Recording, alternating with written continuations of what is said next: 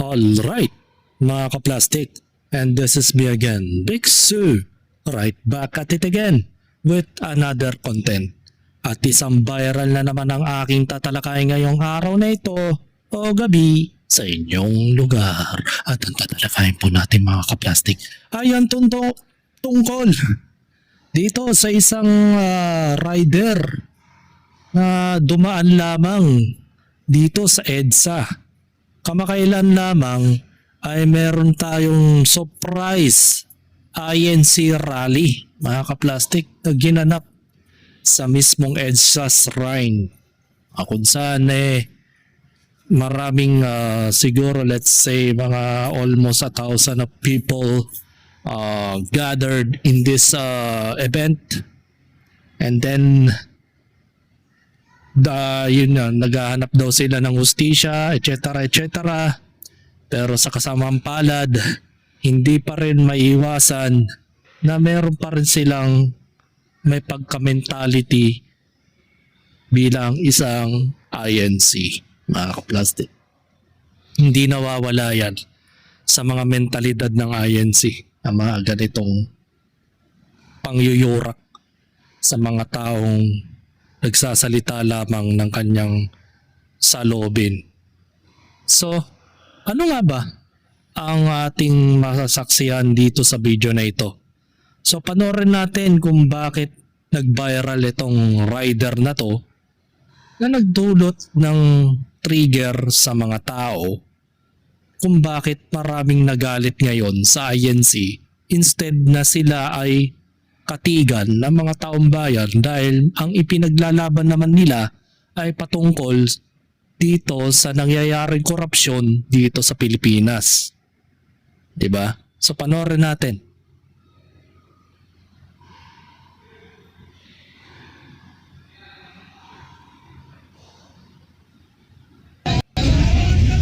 Sir, mo nangyari sa inyo? Ba't ano po? Wala, pinagkukuran ako. Wala nga eh, kinuha na nila eh. Ano ba yung pinaglalaban na yan? Bakit ganito? Tao rin naman ako dito sa Pilipinas ah. Tao ka nga, huwag ka nagsasalita. Gusto mo ba mamatay? Grabe, no? Grabe. Gusto mo nang mamatay. Tama ba yun mga kaplastik? Nung narinig natin mula pa sa isa sa mga miyembro ng INC. Ang kwento dito mga kaplastik, nawala ang susi ng isang rider na nagmamaneho lamang along EDSA. At dahil sa kabila ng traffic, na corner siya o na-stuck siya sa lugar na kung saan na hindi niya inaasahan na merong palang ganito. And then, suddenly, bigla siyang ninakawan ng susi. Out of nowhere kung sino yung taong yun. Maaaring itanggi na naman to ng Iglesia ni Cristo at sabihin nila na hindi daw silang nagnakaw ng susi ng rider. Dahil syempre magaling magpabulaanan ng mga taong yan. At lalong-lalo na itong mga sinabi ng isa sa miyembro ng INC. Ano ba ang sinabi niya ulit? Huwag ka nagsasalita. Gusto mo ba mamatay? Tama ba yon? Gusto mo ba mamatay? Tama ba yon mga kaplastik? Noon pa lang, marami nang nag-i-speculate o nagsasabi ng mga totoong katotohanan tungkol dito sa INC. Na kung saan ay talaga sinasabi nila yan. Na talagang pumapatay sila ng taong hindi tugma sa kanilang pananaw. Ganyan kasi ang mga mentalidad yan mga kaplastik. Meron ako na-encounter sa trabaho, ganito yung mga utak. Kapag hindi nila kamiyembro, kabaro, ginagawan nila ng masasamang chismis, sinisiraan nila sa mga kaibigan niya, sa mga co-workers niya, hanggang sa ginagawan na nila ng dahilan para magmukha ka ng talagang masamang tao sa kumpanya. ganyan mag-isip ang miyembro ng INC, mga ka-plastic. I'm sorry to say sa mga manonood sa akin, baka na naman magsalita na naman kayo sa comment. Kapag kayo'y not-butthurt sa aking mga sinasabi, nangangahulugan lang na totoo ang mga sinasabi ng mga tao tungkol sa'yo. Kasi simple lang Kung wala kayong ginagawang masama sa kapwa nyo, bakit sasabihan yung gusto mong mamatay? Mabuti na lamang itong taong to hindi na nangatwiran. Kung ako lang sa sitwasyon yan, sasabihin ko sa taong to, bakit mo ko pinagbabantaan na papatayin mo? Ano ba ang pinaglalaban ninyo? Kamakailan lang itong taong ito, itong buong INC member, ay ito po yung kanilang sinuporta. That was May 3, 2022, mga ka-plastic. Sabi pa nga sa philstar.com, breaking, influential church group Iglesia ni Cristo officially endorsed presidential candidate and former Senator Bongbong Marcos Jr. Alam mo kasi, mga ka-plastic, ang reliyon at politika dapat hindi nagkakakabit. Tama nga yung sinabi ni Brother Eli Soriano dito. Diba?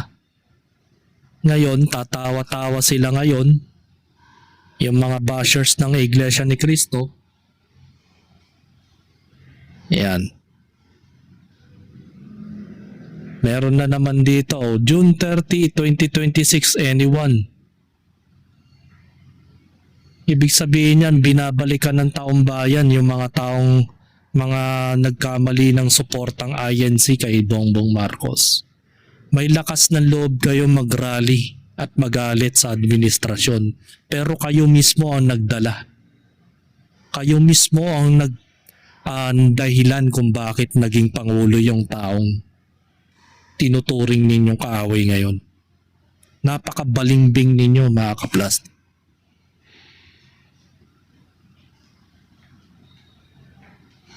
Yan, 4 years ago pa to. Yan ang pag-asa ng aming kinabukasan, that was 4 years ago. Ngayon, ang dami na ngayon nagre-react at tumatawa. Ano ba ang sabi sa reply? Kamusta 2026? Update po. Kamusta po? Kamusta naman po ang kinabukasan ng Pilipinas? Diba? How ironic na galit kayo kay Bongbong Marcos, pero kayo ang may pakana kung bakit nagkaroon ng matinding rally. O kayo nagkaroon ng matinding korupsyon sa Pilipinas.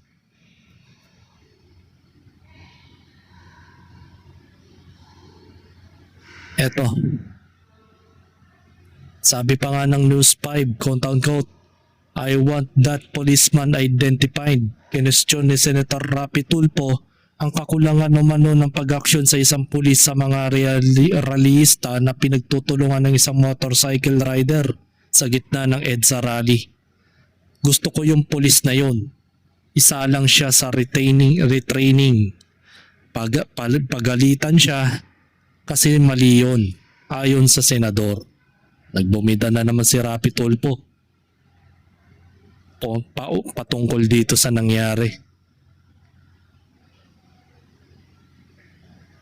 Tapos magpa-pre-mill pa mga rallyista.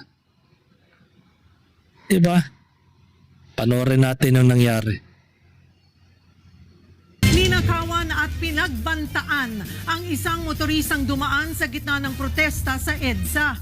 Kabilang siya sa marami pang naipit sa traffic dahil sa biglaang protesta ng Iglesia ni Cristo. Pero ngayong may permit na ang rally ng INC, sinisiguro na... At ang masakit pa dito, mga ka-plastic, wala pa palang permit itong pag-operate nila ng rally dun sa EDSA. Sanay na sanay talagang gumawa ng illegal ang mga hindorotot. Tamo ako, wala akong kino-comment na pabor ako sa kanilang mga ginagawa dahil una sa lahat, nag-surprise rally sila. Hindi na nakapalag yung Quezon City na sitahin sila dahil biro mo sandamakmak na bus na nakaparada dun sa EDSA. Bus pa ng ano yun, Net 25 mga ka-plastic. Net 25 ano ng Iglesia ni Cristo yan. Diba? Hindi man lang sila dumaan sa proseso para mag-rally sila ron. Paano pa kaya yung pamumuno nila bilang isang religious group? Magulo. Mga otoridad na mababawasan ang hassle sa biyahe. Live mula sa EDSA People Power Monument, nasa frontline ng balitang yan, si Ian Suyu. Ian, hanggang kailan ba ang protesta dyan? Extended ba?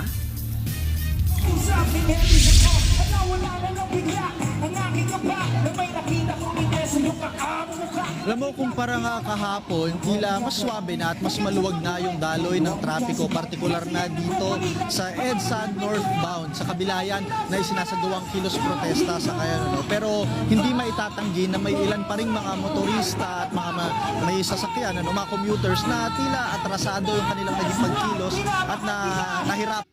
Dami na napeperwisyo dito sa rally nila. Ang daming mga na-surprise din na mga empleyadong pumapasok along EDSA. Diba, isa pang sa mga tinapakan ng mga grupo na yan. Hindi naman masama ang pinaglalaban. Ang problema, nasa maling paraan sila gumawa. Sanay na sanay silang gumawa ng mga bagay na mali. Gaganapan noong rally sa may people. Ito. Nadadaan na ang ilang bahagi po ng EDSA pero maghapong piniiwas ang mga motorista na dumaan doon dahil sa rally ng Iglesia ni Cristo. Sa gitna naman ng kanilang rally, may isang rider ang pinagbantaan at ninakawan umano dahil dumaan siya sa gitna ng protesta ng INC. Sir, ano nangyari sa inyo? Ba't ano po? Kinuha, pinagkukuran ako. Wala nga eh, kinuha nga nila eh. Ano ba yung pinaglalaban yan? Bakit ganito? Tao rin naman ako dito sa Pilipinas ah. Tao ka nga, huwag ka nagsasalita. Gusto mo pa mamatay? Sa pinilang naman kinuha ang susi ng kanyang motor. Sa gitna ng pag-alma niya dahil sa matinding traffic, sinagot pa siya ng isang lalaki na tila may pagbabanta. Kasunod po niyan, siniguro ng MMDA na may 3 lane ng nadaraanan ng mga motorista. Inihikat din ang publiko na hanggat maaari ay sumakay muna sa MRT o sa EDSA Carousel. Pakinggan natin ang pahayag ng MMDA. In-advise po natin mga kababayan na iwasan po yung EDSA as much as possible, lalo yung lugar na pinanggaganapan noong rally sa may People Power Monument. At gumamit po ng alternatibong daan. In-ensure naman po natin na cleared yung mga daan na yan. At ganoon din po, sana po yung sa ating mga kababayan, planuhin natin yung ating pagbiyahe. Itinanggi naman ng PNP ang kumakalat na post na hinaharangan nila ang ilang bumabiyahe para makiisa sa rally. May na-monitor naman ng NCRPO na ilang hindi miyembro ng INC ang sumali sa rally. Inaalam na nila. Yan ang hirap sa kanila kapag may nangyayari na namang kabulastugan sa kanila.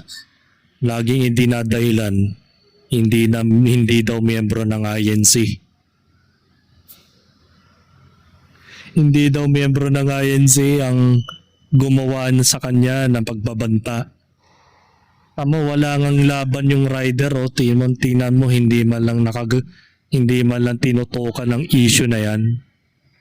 Walang man lang nagtangkang tulungan yung rider na ibalik yung susi niyang nanakaw. Ba talaga nagagawa ng kapangyarihan, no? Kapag malaking tao yung nabangga mo, kahit ikaw yung mismong inagrabyado nila, wala kang magagawa. Wala tayong magagawa. Ganyan talaga mentalidad ng religious group na yan, mga ka-plastic. Kawawa talaga tayo mga ordinaryong tao, no? Ang tingin sa atin demonyo, no? Papatayin daw nila. Ang pagkakakilanlan ng mga yan. Samantala, nakiisa muli ngayong araw sa rally si Congressman Leandro Leviste. May 500 daw na taga-distrito niya sa Batangas na hindi INC members ang sumama sa rally na itong panawagan ng kongresista. Trabaho natin bilang mga congressman na suportahan sila sa kanilang mga advokasya, which in this case is worth supporting for everyone. Transparency for a better democracy. Nagpaabot din ng suporta sa INC si Senador Bongo para sa aniyay tunay na transparency at accountability. Nakikiisa raw ang senador sa layunin na mapanagot ang lahat ng mga nagnakaw sa kaban ng bayan.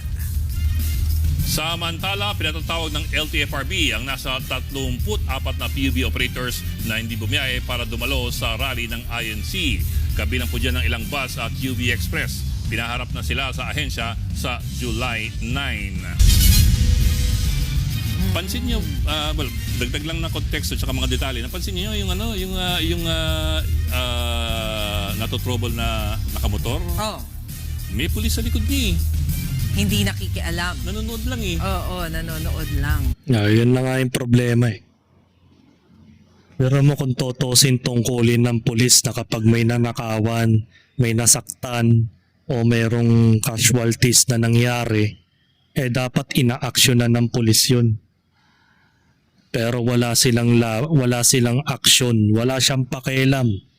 Nawalan na nga ng susi yung biktima, pinagbantaan pang papatayin, hindi man lang inano ng pulis. Kasi syempre, sabi nga ng kasabihan, walang laban ng hustisya, o hindi mo pwedeng ipaglaban ang iyong karapatan, lalo na kung ang humahawak ng sistema ay ang mga masasamang tao, at hindi mo rin makakamit ang sapat na hustisya. Kung sila nga mismo nagbabanta ng pagpatay, samantalang dumaan lamang yung rider. Sino ba ang unang naagrabyado? Yung mga taong nagtatrabaho ng marangal. Biruin mo, magso-surprise rally kayo. Nakakasira kayo ng hanap buhay ng ibang tao. Napakabugok talaga ang mga taong to. Ninakawan nyo na, pagbabantaan mo pa. Pare-pares tayong mga Pilipino, mga kaplastik. Hindi tayo ibang tao, hindi tayo ibang bansa para magpatayan. Kung talagang ang pinaglalaban ninyo ay para sa kinabukasan ng bansa, bakit kailangan mong patayin yung taong kagaya ng rider? Diba? You can spell inconvenience without INC. Totoo yan, mga kaplastik. Nag-threaten sa harap ng pulis pero di hinuli. Tama yun. Siyempre, makapangyarihan eh. Yan ang masakit, makapangyarihan. Biruin mo, nandun yung pulis nagbanta ng pagpatay. So kung talagang pinatay talaga yun, anong mangyayari? Anong gagawin ng pulis? Wala lang.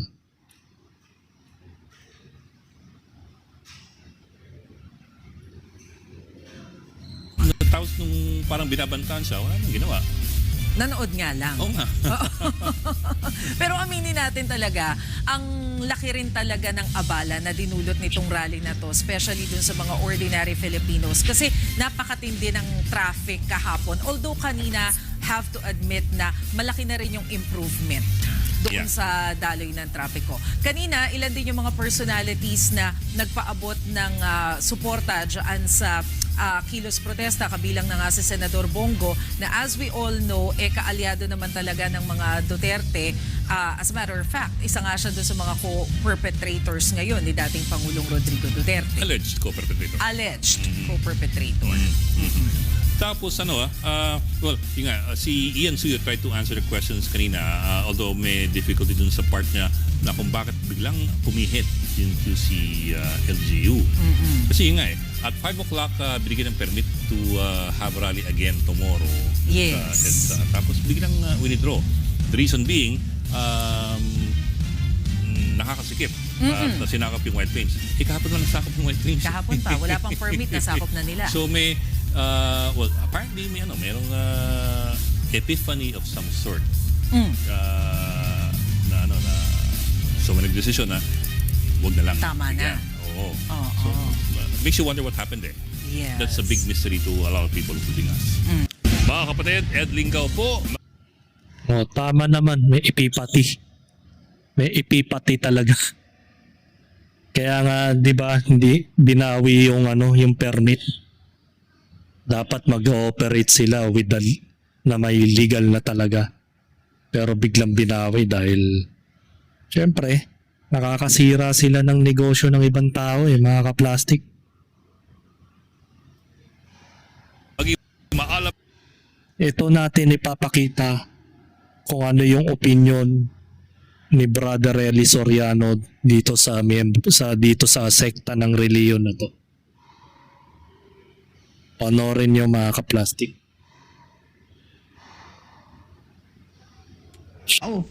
Ang Iglesia ni Manalo may record ng mga pagpatay hanggang Supreme Court ipinagtatanggol pa nung kanilang abogado.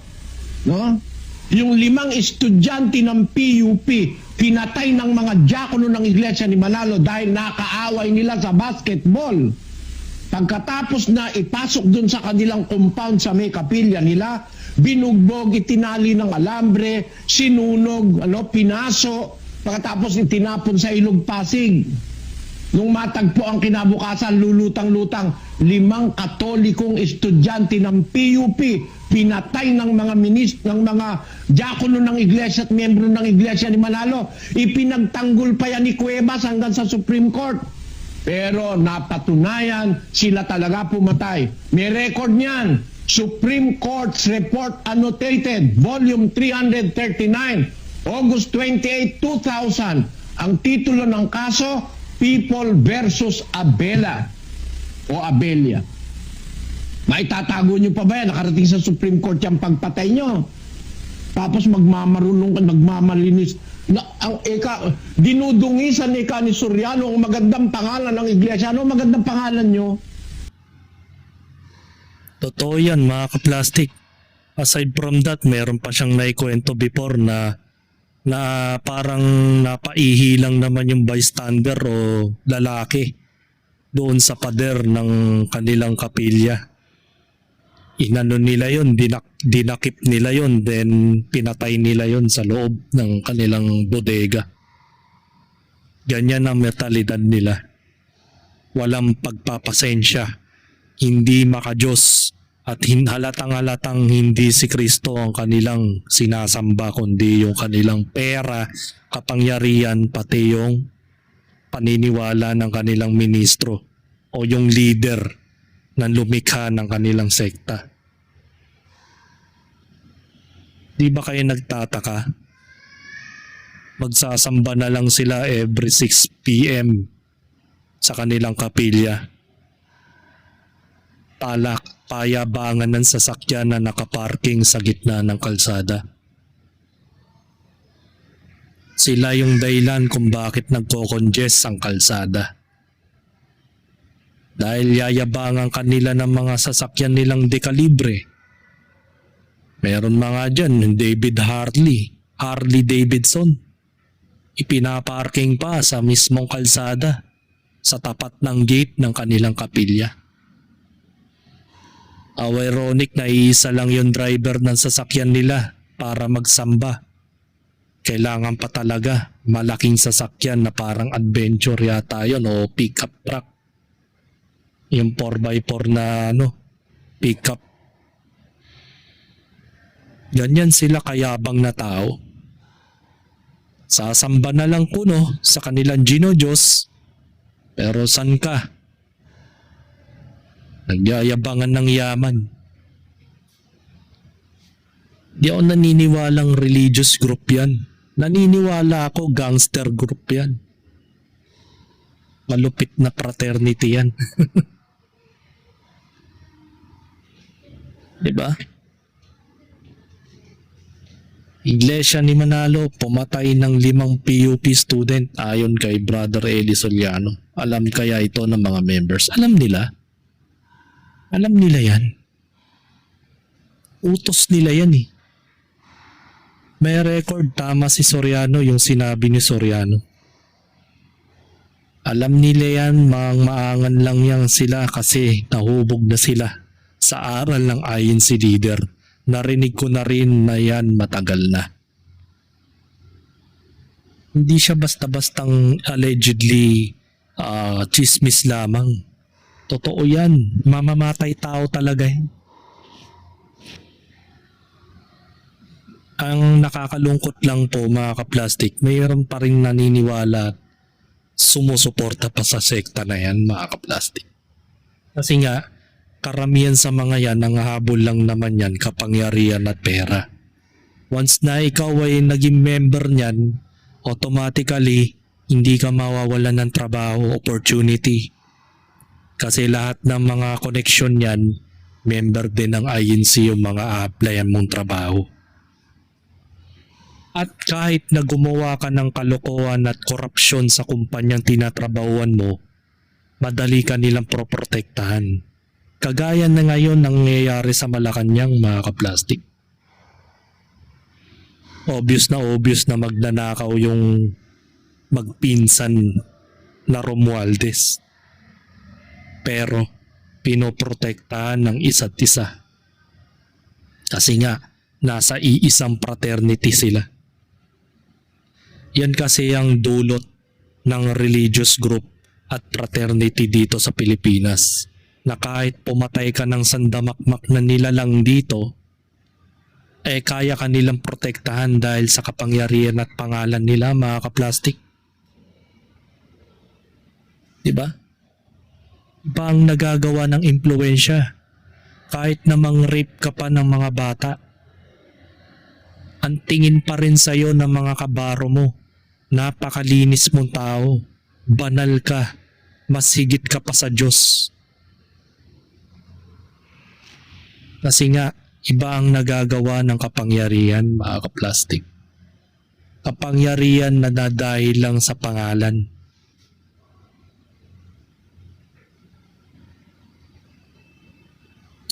Sabi nga ni Yonso, at tumanda ka, ikaw ang isusunod. Lahat ng mga demonyo dito sa lupa dapat iligpit at iatid sa impyerno. Kayong mga salot, automatic impyerno kaluluwa nyo. Di natin masasabi. Diyos lang ang nakakaalam kung sino ang ilalagay sa impyerno, mga kaplastik.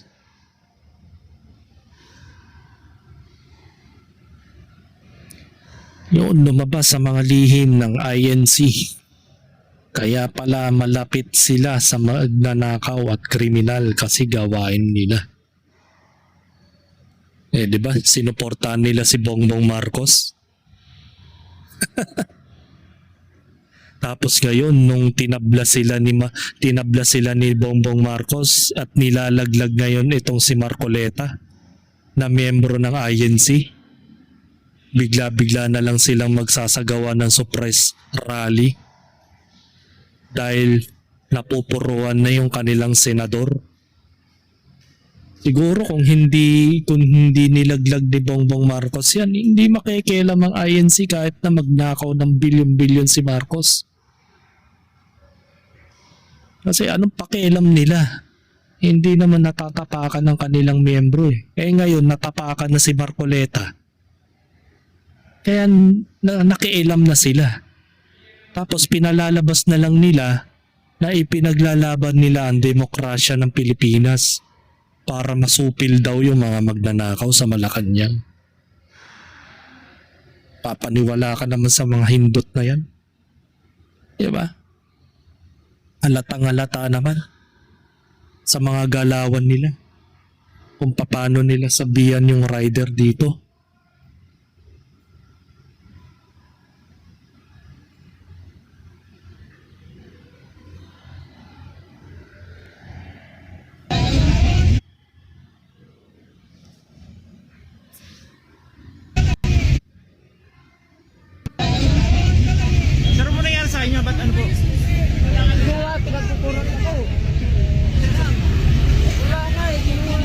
May pulis sa likod. Oh. Ano ba yung pinaglalaban yan? Bakit ganito? Tao rin naman ako dito sa Pilipinas ah. Tao ka nga, huwag ka nagsasalita. Gusto mo ba mamatay? Yung pulis walang nagawa. Walang kwenta. Paano paano aalis yan? Wala nga yung susi, hindot.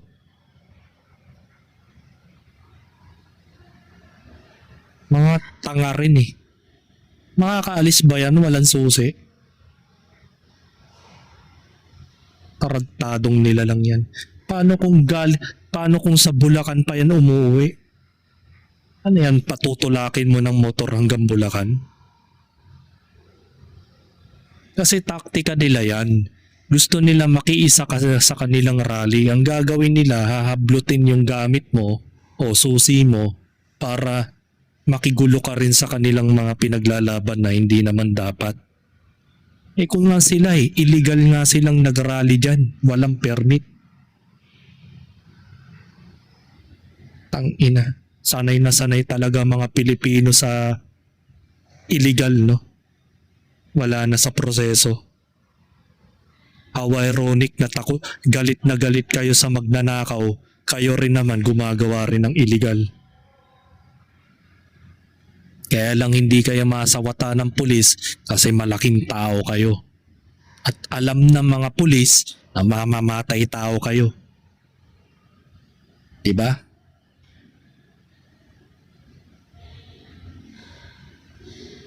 Ang ina, kung layunin lang nila ay demokrasya, ipinaglalaban ang karapatan ng mamamayan na ibalik ang pera ng taong bayan.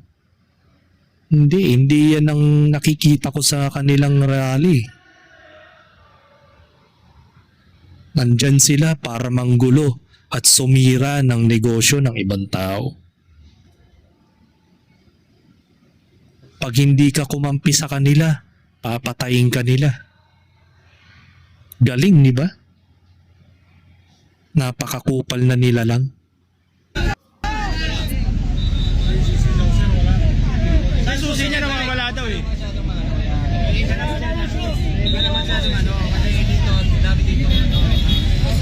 Susi, balik! Susi! Bigyan niyo! Susi! Sinabihan pa ng pulis na wag sasamahan loob. Paano hindi sasamahan ng loob? Ikaw nga lumugar sa kalagayan ng lalaki. Na ninakawan yung susi ng sasakyan mo o motor mo. Hindi ka ba naman mag-ormentado dyan? Wala.